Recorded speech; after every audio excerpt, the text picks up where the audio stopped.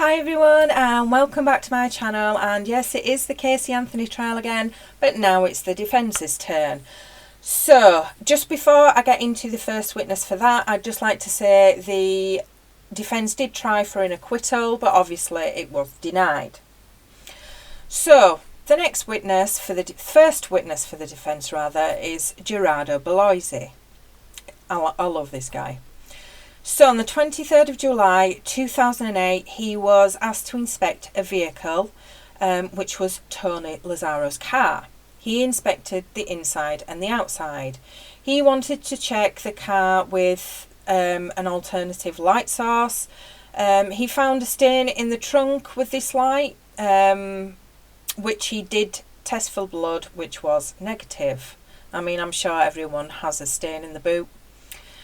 After the inspection, he took photographs of the outside and the inside, but he didn't check underneath the vehicle. He didn't collect any items of evidence either from Tony's car. On the 6th of August 2008, he helped with a search warrant at the Anthony's home. Gerardo was to check Casey's bedroom and to check any items of clothing with the alternate light sources. They also checked the living room, garage and the car. He also did a quick visual inspection of George and Cindy's bedroom. So now we are looking at a photograph of Casey's bedroom. Byers is asking Gerardo to describe the bedroom. Again, he is asked what he was there to do that day. And again, he says he was there to check some items of clothing with an alternate light source, and then collect those items of clothing that may have shown up staining. His goal was to see if there was any suspect staining. In order to do this, he had to put black coverings up at the window, so we know UV light works in dark. If there was any clothing with any suspect staining, he would put it into an evidence bag. So now they show a picture of Casey's closet. He didn't get all the items of clothing he took for evidence from this closet. So now Gerardo is shown some clothing. The first one of these items he inspected were pants, or trousers as we call them. There was no staining found. He had been informed that these were the trousers she had been wearing on the 16th of June 2008. So we go back to how Gerardo performed his examination of the clothing, and Gerardo says that he inspected each item of clothing separately and he would photograph each stain should he find any. So now Gerardo is shown a photograph of how a stain would look like in an alternate light source. So I'm presuming it's a piece of clothing that is being shown, but they're not saying what it is. So if he observed that type of stain, he would submit them to the FBI lab. So after he inspected all of the clothing, he proceeded to packaging everything he needed to send to the FBI. So the cross-examination. The scope of the warrant for him was to only collect Casey's clothing, and the trousers or pants he had looked at in that examination had been washed prior. Said Tony's car did not smell like there had been a dead body in it. The redirect, he did not find a bag of garbage in Tony's car that had been there for 3 weeks, so that argument continues. Was the smell in Casey's car garbage, trash, or a dead body? So the next witness is Heather Seubert. In 2008, she was one of the supervisory DNA examiners at the FBI.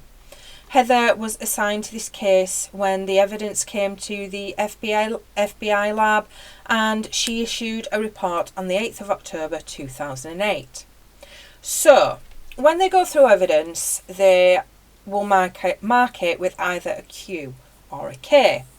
A Q means from a crime scene and unknown, and a K means known, which can be associated with a person. So Heather was given items from Casey's car. She was given swabs from the spare tyre cover, and the first thing she did was examine them in the lab, and a chemical test was done on a portion of that swab to test for blood, which were negative. Both pieces of the spare tyre cover were also examined, and that was also negative for blood. Next is the left side of the trunk liner, which was also negative for blood. The right side negative for blood.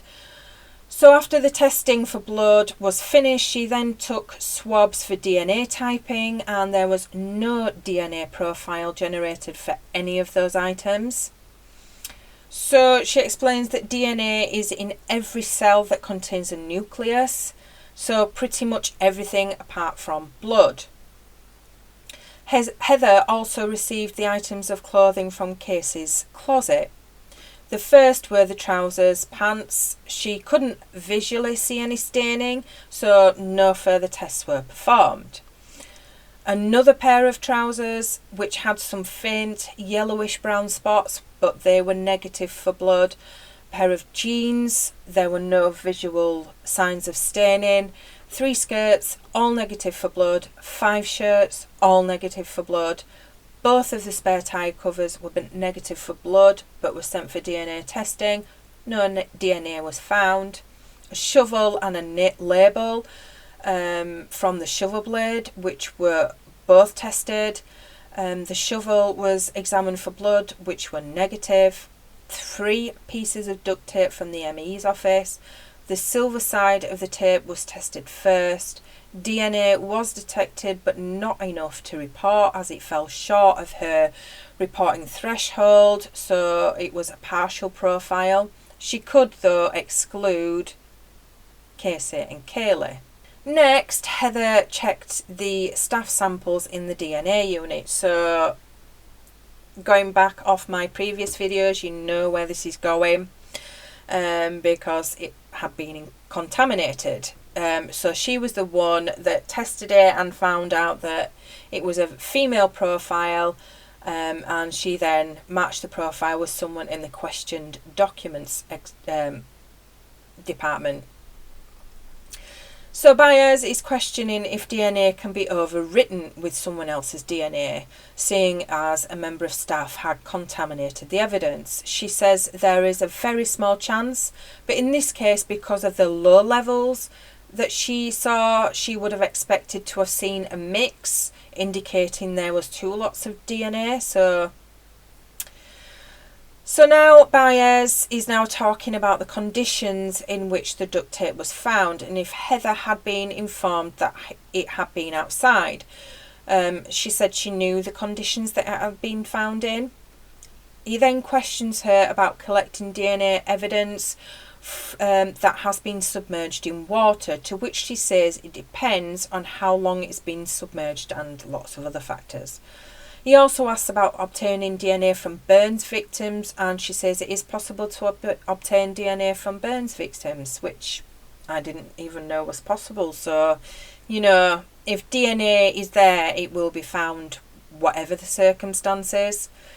So I think, you know, Byers is making his point that if any of Kaylee or Casey's DNA was on that duct tape, it would have been found.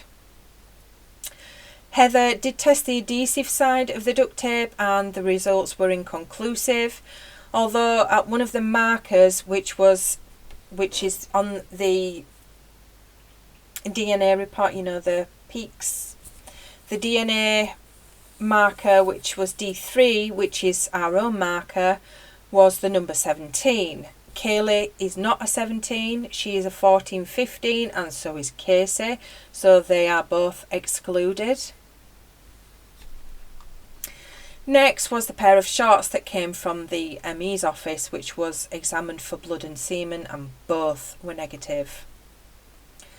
Then the t-shirt, which she only refers to as clothing because of the state it was in. I mean, it was barely a t-shirt apart from the collar and a bit of the seam and the label. She can only say that there was a possible presence of blood, so excuse me. This item was then sent for DNA testing, but there was no DNA profile found. Next was the blanket. Again, she found a possible presence of blood, no DNA profile and no semen.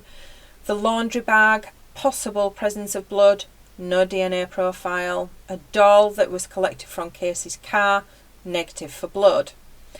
So Heather is now asked if she performed, I mean, this is just awful, awful, awful. She's asked if she performed a paternity test to determine if Lee was the biological father of Kaylee. I mean, the results were Lee was not the father of Kaylee. Just disgusting. I don't even know why this was done, this was brought up and this was allowed to do, and Casey should be utterly ashamed of herself.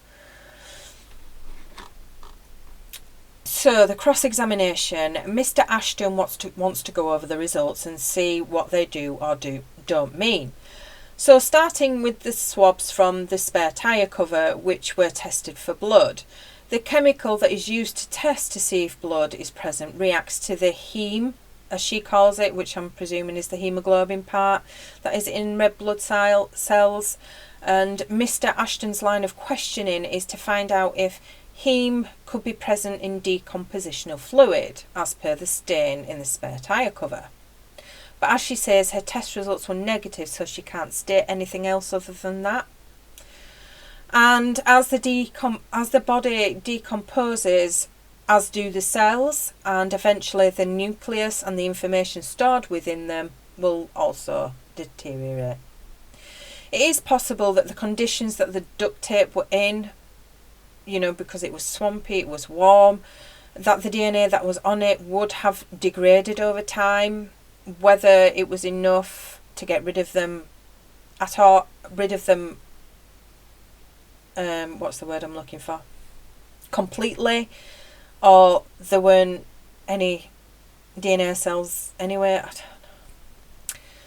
Obviously, I mean, I believe that tape was over Casey's mouth, Kaylee's mouth, so I think the DNA was washed away and degraded.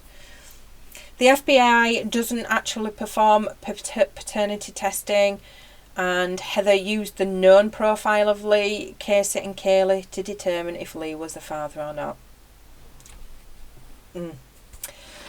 So it's getting more interesting. You can now, I think you can see